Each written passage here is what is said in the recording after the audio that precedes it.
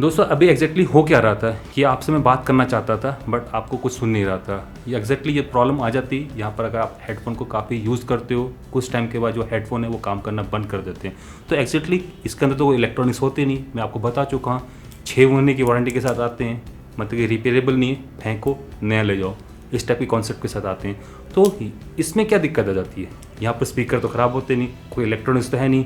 तो यहाँ पर जो मेन प्रॉब्लम आती है इन हेडफोन या इन ईयर प्लग्स के थ्रू, वो आती है इनके कनेक्टर्स के ऊपर।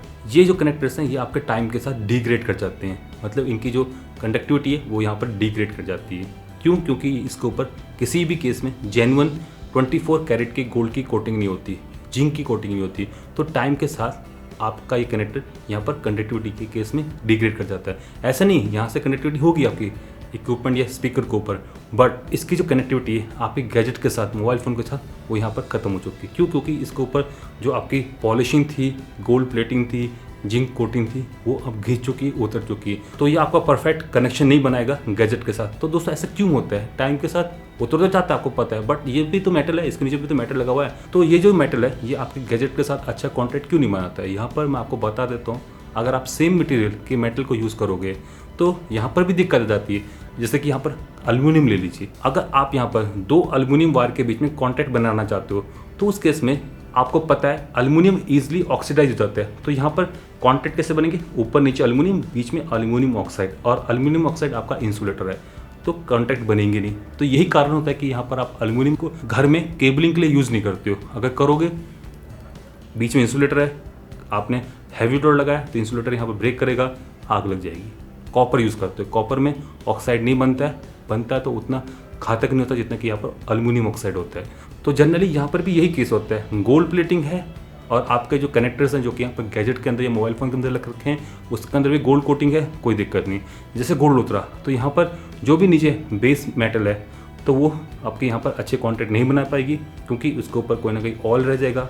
आपको पता है गोल्ड आपका रस्ट प्रूफ होता है, बट घिसने से, रगड़ने से प्लेटिंग उखड़ जाती है, घिस जाती है, और उसके बाद आपको नीचे जो मेटल है वो एक्सपोज हो जाती है। वो मेटल आपकी ऑक्सीडाइज हो जाएगी, तेल को भी यहाँ पर कैच करेगी।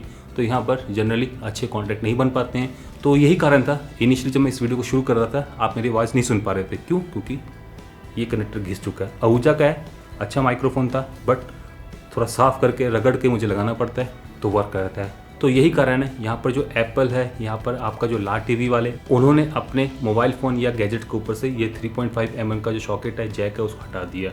अब ईयरफोन आपके डायरेक्टली उनके यूएसबी पोर्ट से कनेक्ट होंगे, जो कि यहाँ पर ज़्यादा सेफ हैं, ड्यूरेबल हैं as compare to this 3.5 mm jack. तो इस वजह से ये जो 3.5 mm का जैक कनेक्टर या आपके प्लग हैं ये आजकल यूज़ नहीं किए जाते हैं। जनरली आप देखोगे कि फ्यूचर में भी ये कम से कम होते चले जाएंगे। सब यहाँ पर यूएसबी पोर्ट या इस टाइप की कोई टेक्नोलॉजी उसको यूज़ करेंगे। तो फिलहाल आप सभी को अब पता चल गया होगा कि ये 3.5 mm के सॉकेट के साथ क्या दिक्कत आती है, और अधिकतर जो आप मोबाइल फ़ोन कंपनीज है, गैजेट्स वाले हैं, इनको क्यों रिप्लेस करने जा रहे हैं। तो इसी के साथ मैं अब इस वीडियो एपिसोड को यहीं पर समाप्त करना चाह रहा हूँ। नमस्कार, जय हिंद, जय भारत, वंदे मातरम।